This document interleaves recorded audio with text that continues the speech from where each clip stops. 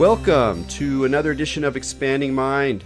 I'm your host, Eric Davis, continuing our conversations about the cultures of consciousness. It's 2019, so I've got a new vision. You know, things are going to change. Things are growing. Things are expanding. No, I've been doing this thing for so long that and a lot of the time I've actually avoided looking at numbers, and I have a long explanation for why that is, but let's just say that it keeps me more focused on quality than quantity. But that's only true to a certain degree. And recently I've been kind of looking at the podcast and thinking about how it might grow, how it might change. I'll probably be unrolling a Patreon later this year. It's a bit of a hamster wheel. I find I put even more time into it as it keeps going, even though I get more used to it. I want to, I'm spending money, reading books, time, better equipment. And also there's just that inevitable sense of wanting to get positive feedback that it makes it worthwhile. And along those lines, I did want to say that I was very pleased with one comment. I was kind of griping to a listener who I met many years ago on the playa, and he said something very sweet that I wanted to read. He says, "You hit this beautiful sweet spot of stoner, seeker, and intellect that is wildly underserved. It's the only thing that matters from what I can tell." And I love that spirit because I have been listening to a lot of podcasts that are kind of overlapping my zone, and nobody does what I do. I mean, one of the things is that if they're talking about weird occult stuff, they tend to kind of support the credulity of a lot of listeners. They want there to be a fantasy world where all these things are happening and magic is real and the aliens are communicating with us.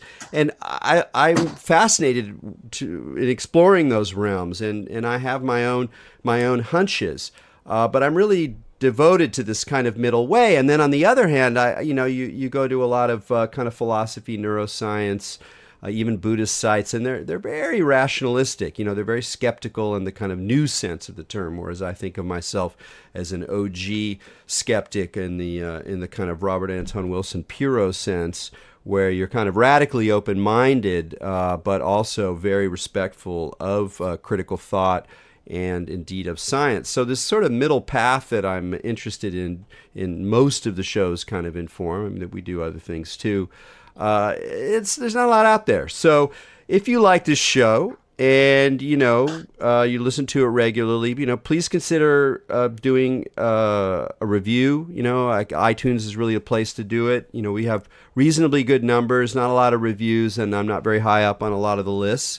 And it's fun to get good feedback. And another thing that you could consider is calling the PRN, which is the station that hosts the show, and doing a little voicemail that maybe we can weave into some of the shows, because it's really interesting for me to hear what people like about it. I have a wonderful folder in my email that's full of feedback. I probably have a couple thousand things from over the years, but a lot of things from the podcast. And it not just tickles my fancy, it's fuel in the tank, and it also gives me a sense of what are the things that people are most interested in, or what are the values that I'm particularly bringing that I can even continue to refine. And so that number, if you wanted to call in and just say your name and say you're leaving a message about Expanding Mind, it's a new thing PRN's trying, so we'll check it out. It's 862-800-6805. That's 862-800-6805, and we can throw them into the mix. But I don't want to talk any more for now, because I want to get to the second part of the interview with Diana Pasulka, author of American Cosmic, UFOs, Religion, and Technology. We had a wonderful chat last week. Got good numbers, as they say. I really hate the numbers thing, though. Well, we'll talk about. I'll rant about that later.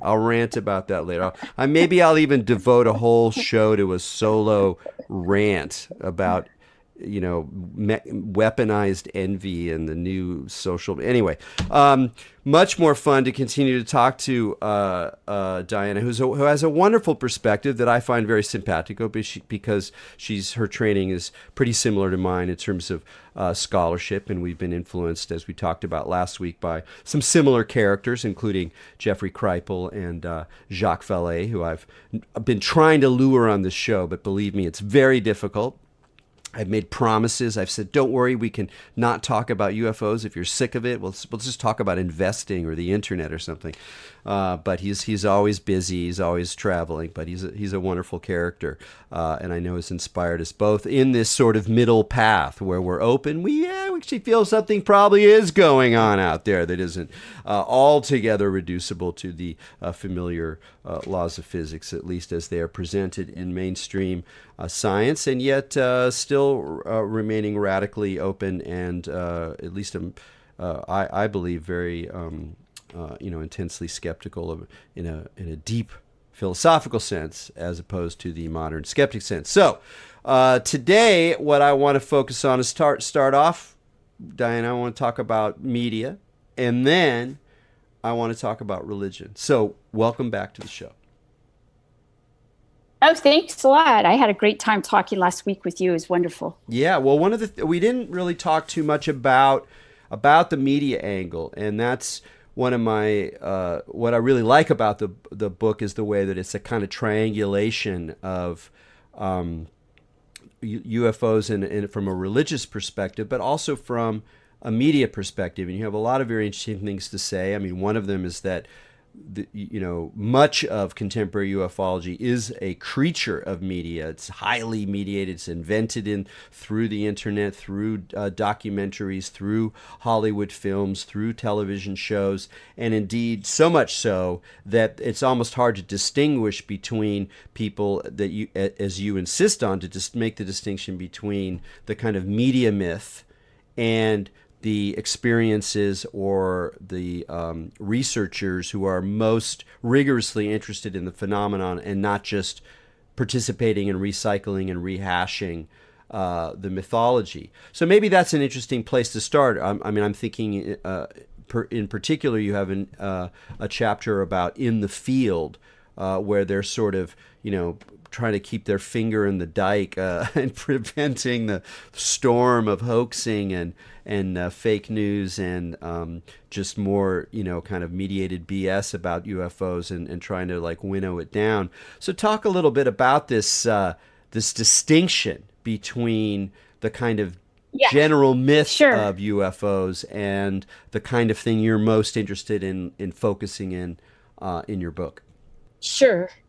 I think actually today is the 9th of January, and today is a really good day to talk about this because we've got Project Blue Book, right, which is a media presentation about Project Blue Book, which was a program that Alan Hynek was a part of, and it's being featured as a media production at the same time that Kit Green and Gary Nolan, two researchers who do work on anomalous cognition, have released a very interesting paper about brains and how brains perceive anomalous cognition.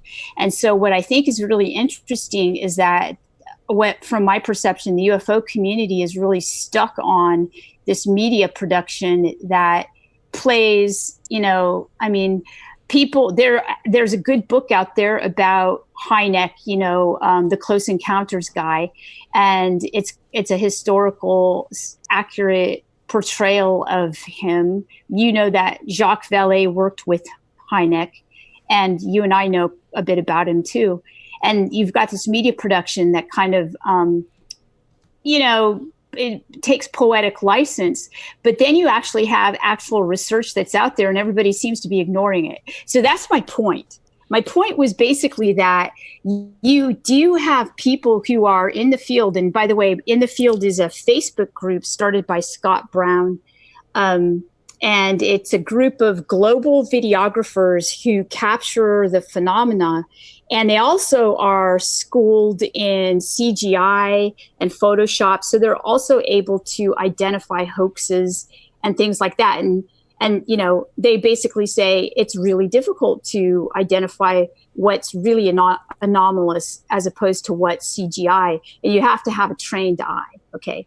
So you get this mixing of fact and fiction. And what's really aggravating, I think, for at least it's aggravating for me, is that there are people who are doing this work. And maybe, okay, let's put it this way. You've got people doing the work and they're not on TV.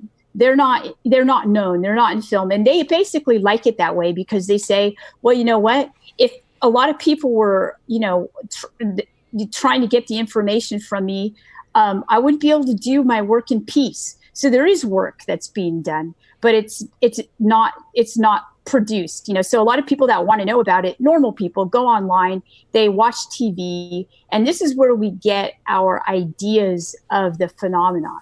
But those ideas are completely, I always say this to my undergraduate. This segues actually into this idea of religion. I always say to my undergraduates, most of what you know about religion comes from film, TV, and the internet. Have you ever read what's in the Bible? And a lot of them say, yes, yes, yes. And then I pick up the Bible and I say, okay, let's take a look at these two creation stories. And they go, whoa, whoa, whoa, two creation stories? And I say, yeah, they're side by side here in the Bible. You've not read it. So, what they know, they get from, from the screen culture. Yeah.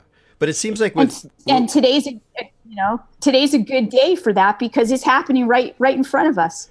With these two kind of projects, yeah, it seems like, one of the reasons that it seems so important to study ufology, even if you're not interested in going into the real details and absorbing all the lore, but staying in touch with it, is that it seems to me to be one of the most interesting places to investigate the problems of information and media and reality creation. Even if you're really skeptical about it, it's still really valuable because in addition to just the fact that, of course, there's this whole kind of myth-making machine, both from individuals and amateurs who are promoting themselves or who are kooky or who want to, manipulate ideas. But then you also have two factors, or there are at least two factors. One is that there's, evidence, and you talk about it in your book. It's totally obvious, and as soon as you think about it, it makes total sense that the military has been manipulating UFO mythology for more than one agenda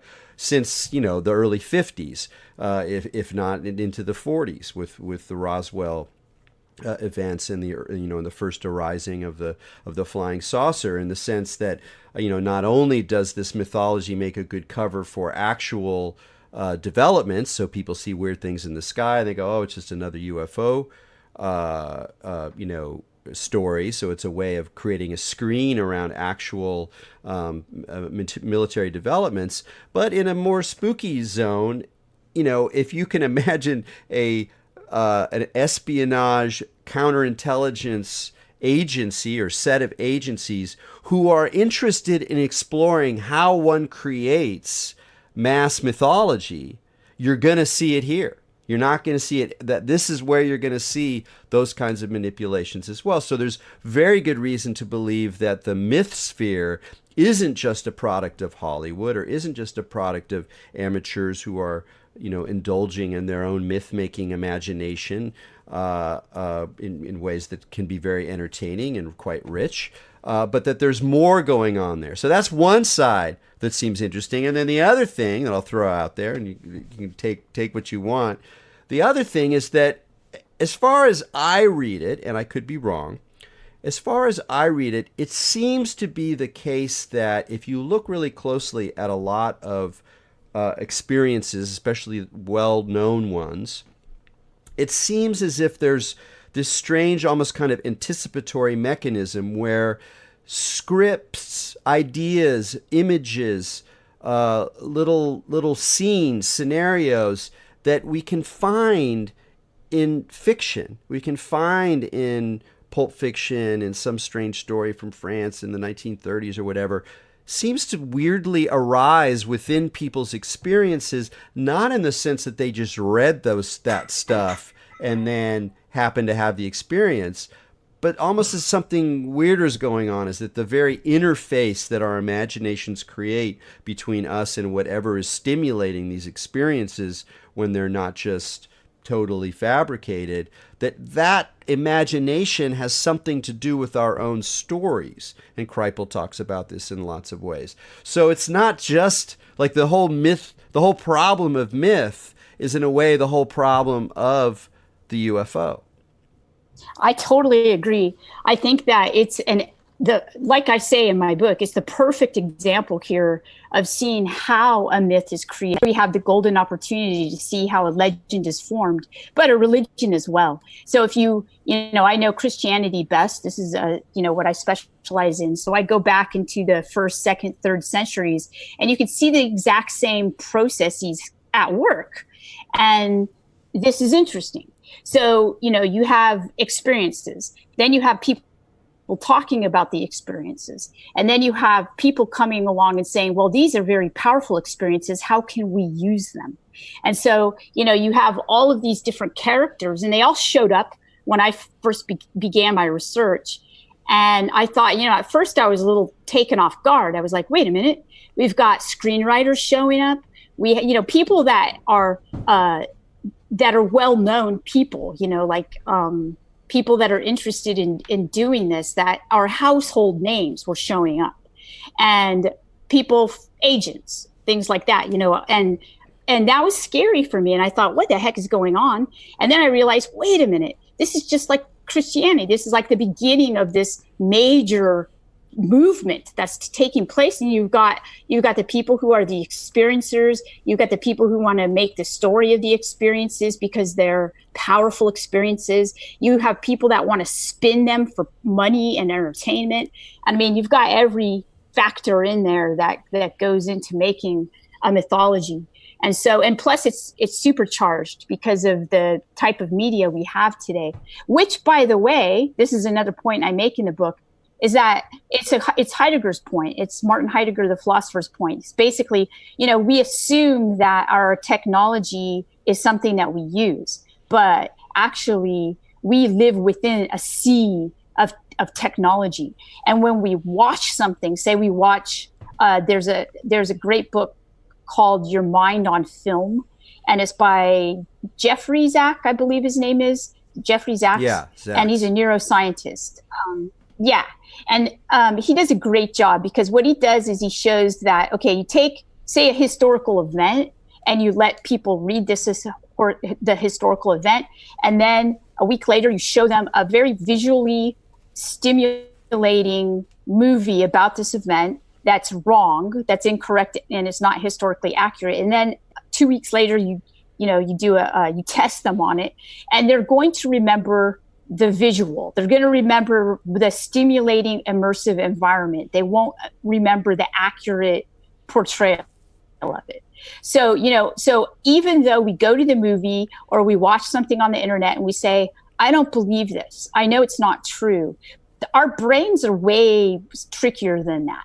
So we physiologically respond to it as if it's true. So we go into, say, The Conjuring. I worked on that movie. We go into The Conjuring, and we say to each other, oh, we know this is stupid. It's not true. Not that it's stupid. It's really good. James Wan is an excellent director. We go in there, we go, it's not true. But then why are we screaming, So if I tell you, you're eating a lemon, okay, and you can't stop from making that weird kind of you're going to salivate, because you're not eating a lemon, but your brain is doing something different. Your body is doing something different. So what I'm saying in my book is that with all this research in cognitive science and neuroscience, it's changing the way we think. It's changing what we think. So when we see something in the sky, we're going to, no one wants to be that person who sees a UFO, right? I mean, none of my friends do. They're like, oh yeah, whatever. It's a drone or something, or it's, but, so we think of all the things it couldn't be. But in our minds, we're always like, oh, we're the first thing we think of is UFO. Well, about 100 years ago, maybe the first thing they think of was an angel, or that's the Virgin Mary coming down on a circular cloud or something like that. Yeah, I mean, there's these issues are so sticky, and you really have an interesting way of approaching it in your book in terms of talking about how these new media objects, and particularly given the degree which we're immersed in them, they're more sort of surrounding us. The internet itself it increasingly takes on this kind of quality of a kind of immersive media space, not in the sense of virtual reality, and that's just around the corner. I mean, just wait how that's going to go. That we are seeing some kind of weird shift in the reality fantasy kind of tension, and which is in some sense always been part of human experience. I mean, that's what older religions or mythologies are. You read Thucydides, and it's a kind of historical battle. Everything's kind of normal. We can relate to it, and then the god Hermes shows up and runs across the battlefield and proclaims something, and then people have to build the temple, and you're like, well, what is that? Is that just some interpolation of the writer after the fact, where everything else was kind of what we would conceive as normal, or is there some sort of kind of weird edge where the fiction reality blend kind of gets kicked into gear and begins to sort of alter at least human experience? And we can talk about that from the perspective of myth. We can talk about it from the perspective of religion. But one thing I wanted to ask you about, and how you felt about it, and it's almost kind of an ethical question, is when you factor in the science. Because one of the things that makes the UFO scene a little different in terms of it being a new religion is the way in which it, in many different domains or dimensions, invokes science and technology, whether it's the specific obsession with nuts and bolts machines, or what kinds of technological principles could explain these craft, or whether, as some of your subjects, including these technically and scientifically sophisticated people who kind of lean into the fringier potentials and possibilities of science and physics in order to kind of explain how, or to kind of sneak up on explanations for how these things can go. There's an element of science in here too. And the question I wanted to ask you, I know it's a long roundabout way, but hopefully it's interesting. The question I wanted to ask you is, it comes out of a feeling that I had, a very strong sense that I had when I was reading it, and I'm not sure whether it makes sense or not. So that's why I'm asking you. So when I read, and you're talking about some of your characters and they're, having, religious experiences or mythological experiences, or they're wrestling with the kind of deeper meanings of these things, I'm like, great. Let's just look at new forms of religion. Let's look at new ways that people are organizing the meaning of the world, using symbols, using beliefs. Great. Let's just check it out. It's like the open-ended religious anthropologist. Let's just put it out there. No need to judge them. Let's just see what kind of meanings people are making, let's say, of visions of Mary, and how that feeds into a devotional Catholic culture. Great. I don't need to deflate those balloons. I'm just interested in how the phenomena works. But when I come to reading some of the sections of your scientific subjects, and they start invoking, let's just say, not altogether normal physics to explain certain things, there's something else that I respond where I go, I kind of want you to say, to make it clear that this is New Age physics, meaning it's not quite what standard physicists would say, and without getting involved in the whole question of what science is, blah blah blah. And I'm realizing that's kind of the point, is that part of what makes the UFO religion powerful is that there's an aspect of it that's not just quote unquote religious. There's an aspect of it that has to do with technology, with science, with physics. And that's part of the claim, and that's part of what makes your scientific subjects so interesting, in this book. But I still don't know how to think about it. Do I just say, oh yeah, well, they're coming up with these ideas and da-da-da, where there's another part of me that wants to go, it's really important, especially as intellectuals, even if we're sympathetic with people, to continue to insist on some kind of reality that is not just like giving into the story, if that makes sense. Yeah. And that is where so I'll respond in two different ways. The first way is that what makes this a new type? So this is not your standard UFO religion, right? So this is not like, Nation of Islam, UFO religion type thing, because we have those. This is a new type of religiosity. And what gives it a diffuse and widespread appeal is its potential truth claims. And the potential truth claims are future oriented. So this is how it goes. So we say, well, the universe is, billions of years old. And surely there has been or will be life, right? And maybe we'll find it, maybe we won't find it, maybe it's found us, maybe it hasn't. NASA scientists, Ellen Stofan is the chief NASA scientist. She comes on every month and she makes a statement and says, we will find life. She's not talking about like intelligent life or grays or anything like that. She's talking about microbes or something like that, but that's not how people read it. So she's saying we're going to find life.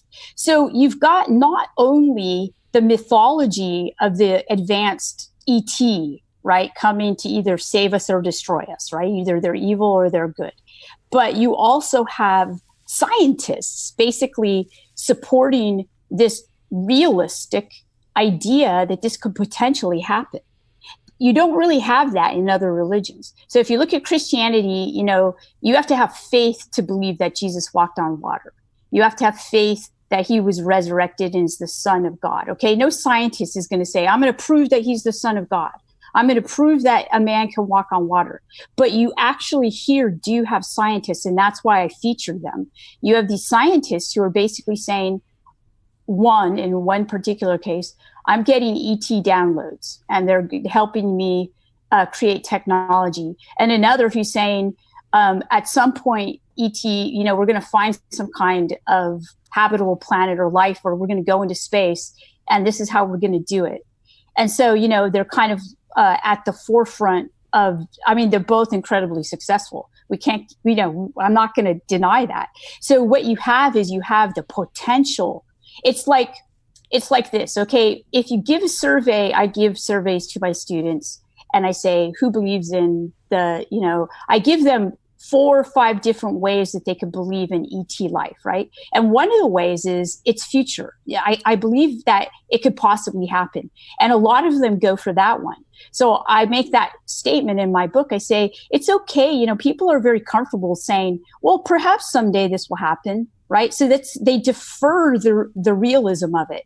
And so that's very powerful for a new belief form, a new mythology. So we're talking about a mythology that has a potential truth claim here, which is weird. Yeah, and it's weird in a specific way in that it messes with time. It messes with time and also the sense of like cultural evolution, like we're moving towards some kind of event. And you see that also in the way that, and you don't really talk about this too much in your book, but one of the more significant things you'll find if you kind of dive into sort of standard issue ufology is that there'll be these waves of rumors and expectation and hope around like the revelation, where the government comes out and says, okay, you're right. The disclosure, that, and it's such a it's meaning that, even though we have seen disclosures, there was the New York Times piece, a couple of years ago. It was like, what's that? That's so weird. And it felt weird to see it on the front page of the Times, like that itself was kind of a weird virtual reality experience.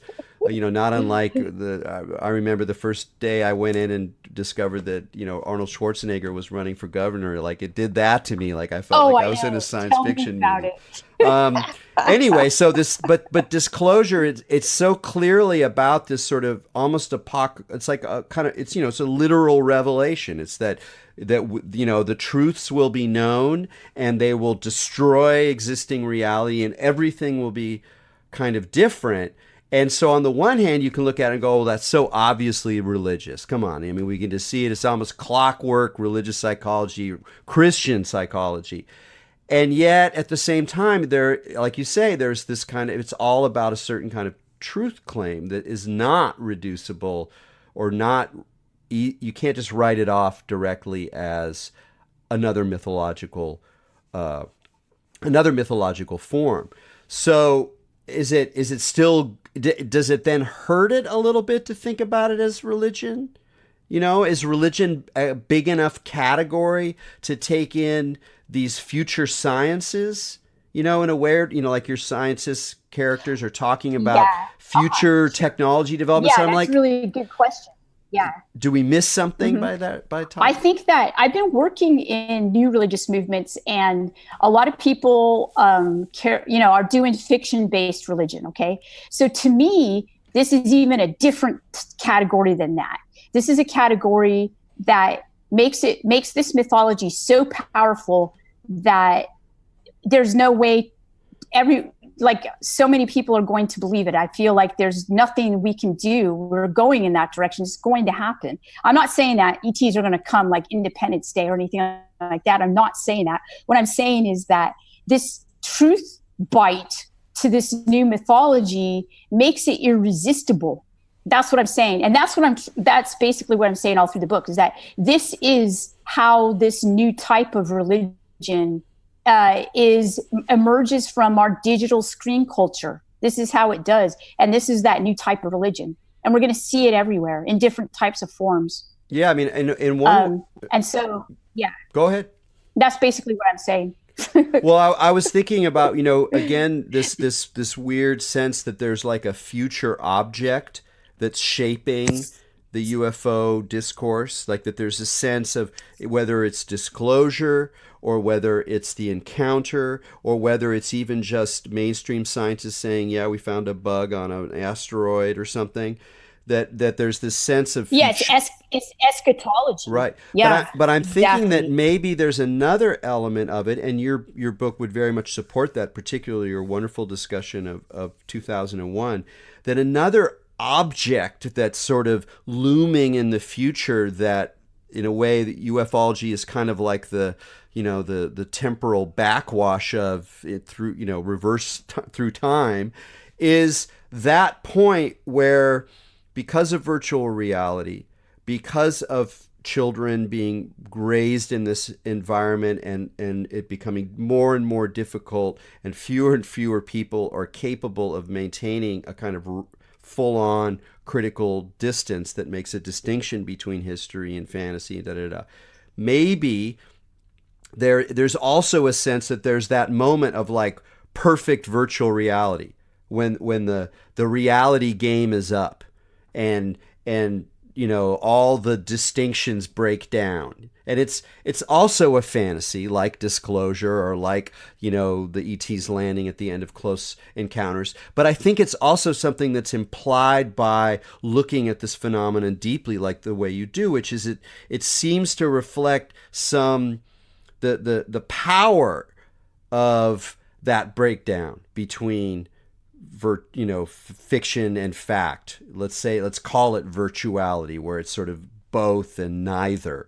That once it becomes a sort of force, like or it becomes a new force, that it's precisely going to take this kind of form of this encounter with an alien object, with a cosmic intelligence, with some kind of galactic mind, with some kind of future technology. That very future technology, it's just like what you talk about with the monolith in 2001.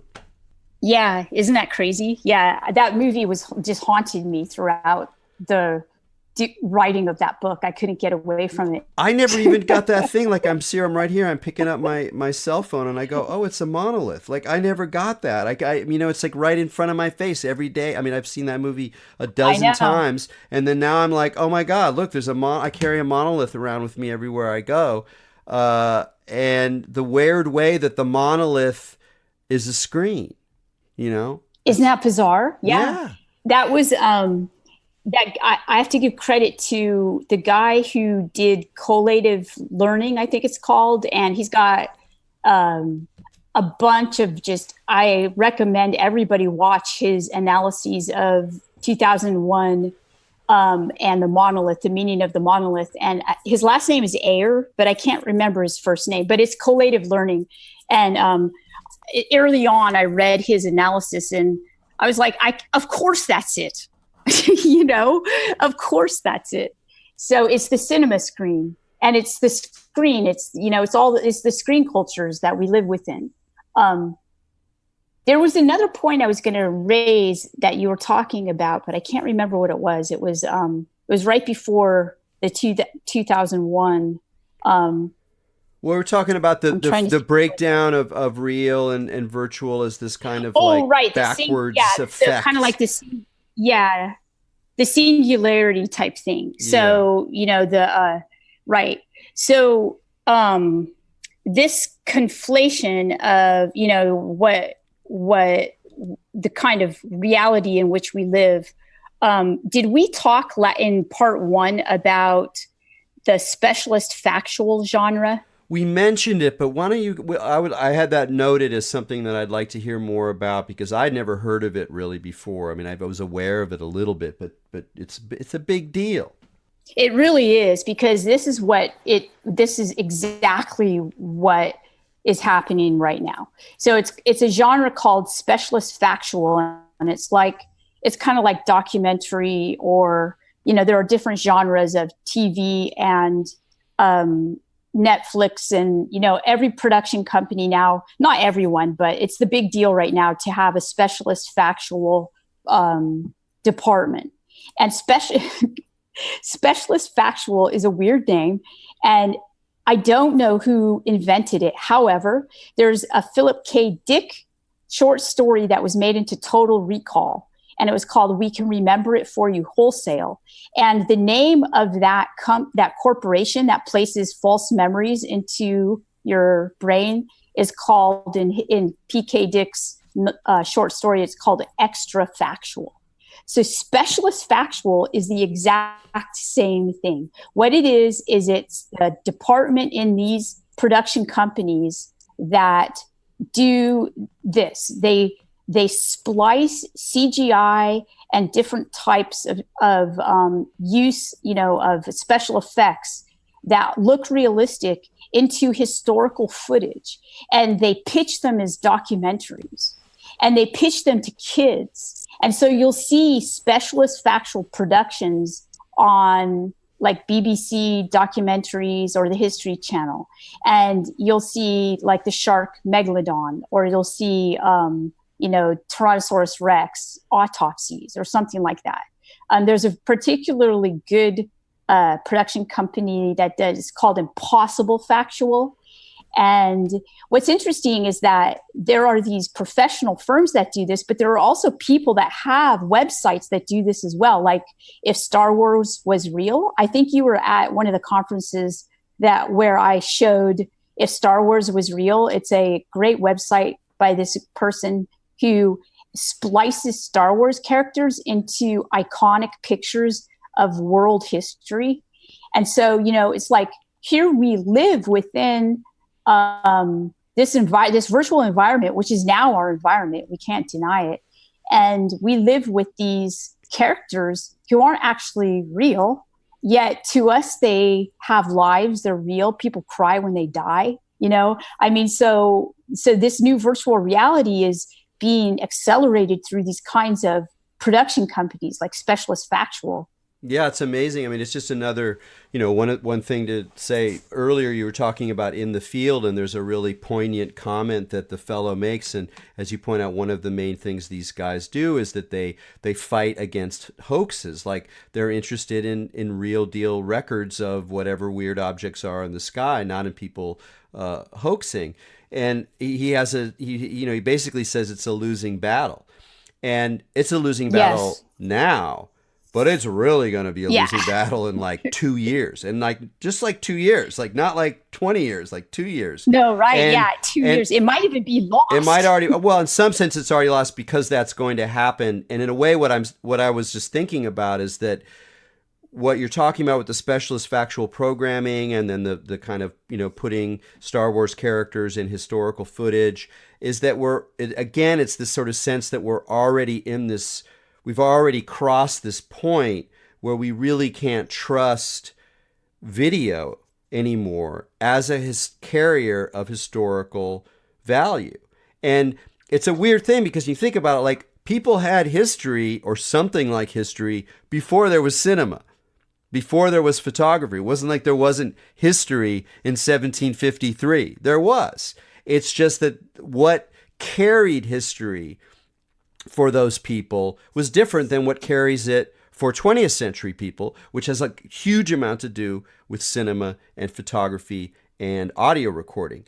And we're sort of riding it. We're at the very tail end of that as a coherent way of holding on to history. So it's not like history disappears and it's all just fantasy, but it is like those forces that have sustained our sense of history and have modulated it and been used as factual evidence in courtrooms, in historical memory, in training, in telling people about their history for all of the distortions. Nonetheless, there's something to having seen those scratchy black and white films of the Holocaust or whatever. But that stuff is going away. And the weird looping, vertiginous void that opens up is we only have a taste of it now in the fact that the History Channel runs Ancient Aliens shows and shows that aren't really rooted in anything like conventional history, but they're called the History Channel. And the same thing with National Geographic and these other sort of bodies that at least at one point stood for some kind of journalistic or historical value. Those are already melted down, but that's just a little bonbon, a little aperitif for the gargantuan feast of confusion that's just around the corner. Yeah, I agree. It's incredible. So how do you think the UFO is, what's going to happen? I mean, do you sense that this is actually going to become even more pervasive? Oh, no doubt. It's definitely going to become more pervasive. This is a good example. So my students, they're 20, right? So they're college students, and the Vatican. Hey, Diana. I had taught a Hey, class. Diana. Yeah? Can you hear me? Yeah, just that last Yeah. bit. Just start talking about the students again. Okay. No. Okay. So I have these students and, the college students. Let's see. Let's see. Can you hear me now? I can't hear you now. You can? Yeah. Okay. So just start again. So, all right. Should I start? Yeah. Okay. Okay. So a really good example is so I have students, they're college students, 20 years old. So the students go, they see St. Francis of Assisi, and he's being given the stigmata by an angel in the sky. And to them, this angel looks like a UFO, and it looks like this UFO is zapping him and giving him these wounds. And so they write back to me, they send me pictures, and they say, hey, is this guy getting, zapped by a UFO? So because of the media priming of, all of the UFO media that we've been exposed to since birth, we won't see things the same as we did before. And that's just the reality. That's just how it is. But now that's in a way the same thing, and then as sort of whatever intellectuals or historians or critical thinkers, we push back against that, just the way that even though that may be different, the same way that you might push back against the some popular idea of ghosts or something in the 18th century, at least if that's something we're still invested in. And I guess what I'm trying to think about is what is how do you try to like engage that reality, recognize that it's going to be true for people, and yet not simply submit to the kind of self-mythologizing, in some ways, mind manipulating logic of contemporary media. Right. So that's a good question, and I wish I could answer that. I mean, that's my question. And so I even asked that question in the beginning. I say, I'm just about to, as a religious studies person who's trained to keep my distance and stuff like that, how am I possibly going to write this book without being somehow folded into this mythology myself? And truthfully, I don't know if I can. So I'm just going to write the book. And that's what I did. Yeah, no, I can relate with that. I mean, I had something similar when I wrote High Weirdness. There's a way in which I was trying to articulate at the end, and it kind of feels like my core questions are things that have to do with, experiences I've had, nebulous things that I can't put anywhere, and that ultimately all the book is doing is kind of passing it on. It's like passing on the conundrum. It's like you're not, because it doesn't work to just say, oh, we need to restore the sense of historical reality and like, good luck, fella. That's not really the waters, at least that people like you and I swim in, which does bring us, we haven't talked too much about religion per se, but, one of the many surprising things in your book was this, at the very end, we see one of your science characters, Tyler, goes with you to Italy, and he either because he's already in on the secret, or because he's a famous guy. It's not really clear. Through him, you get all this access to the Vatican Library that you normally wouldn't get. And then he ends up having a kind of, or not kind of, he ends up having a conversion experience, and we watch him kind of convert or open up to this new sense of religiosity and of compassion, and within a Catholic frame.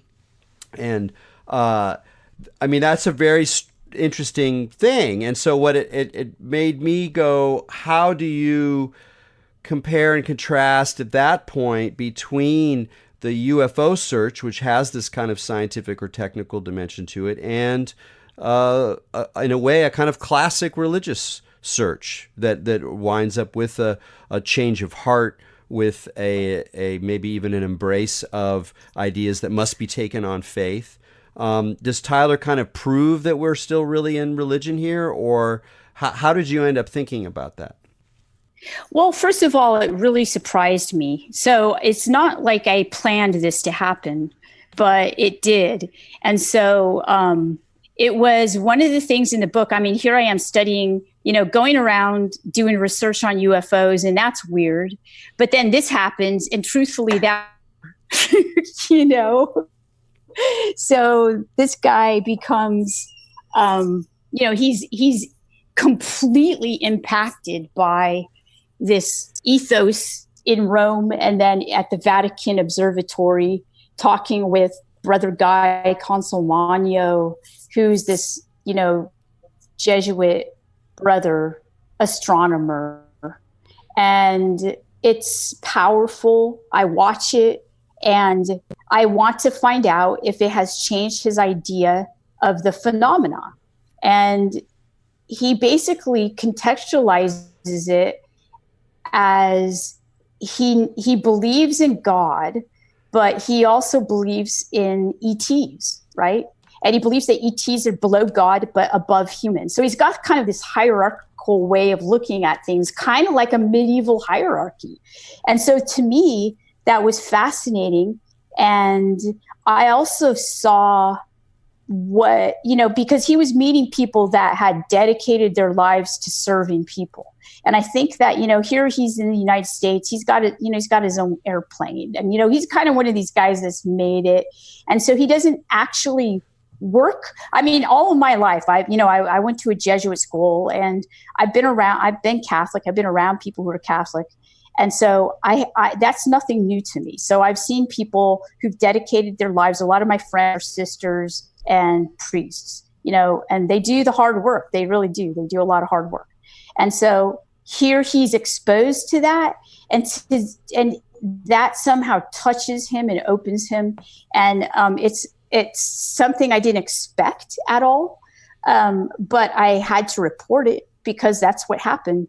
And it became my last chapter. Even though I thought I was done with my book, I realized that, this is too weird. I have to put this chapter in here. And so does it say anything? I actually end with the conclusion back to Heidegger and it's not necessarily, it's kind of a gloomy ending, I think, for me. Maybe not for Tyler, because he has a different ending than the ending I have. But, I put it back onto us and our relationship with technology. And Heidegger basically ends by saying, he's pretty doomsday about it. Yeah. Only a God can save us now. Although I was thinking of one other line that you talk about it in the book too, which is this interesting idea about the absurd. That Vallée was one of the first people to really point out. It's like, no, the absurdity is part of the phenomenon. It's not that the absurdity shows you that it's just goofy and people making it up, nor that people are misperceiving and that's the problem. It's that absurdity is almost woven into not just the UFO, but a great deal of paranormal activity. There's this element of the kind of trickster absurd. But then that loops around again to one of those, the kind of classic line. I don't remember whether it's Tertullian or whoever says it, but that one believes because it is absurd. And there's some sense of the necessity of the absurd as a way of understanding reality, as a way of understanding things like these strange phenomena are, as a way of understanding why people continue to be religious, but also understanding how we can possibly have hope in relationship to all these things that we're talking about. Like, it's almost absurd to go, hey, let's just keep rolling, guys. We'll make it through. Well, we won't completely submit to the crazy. So there's some kind of sense of like the absurd as being a really important factor in this whole thing. That's right. And and Jacques says that to me, definitely. And I actually quote that, and I think it is the conclusion.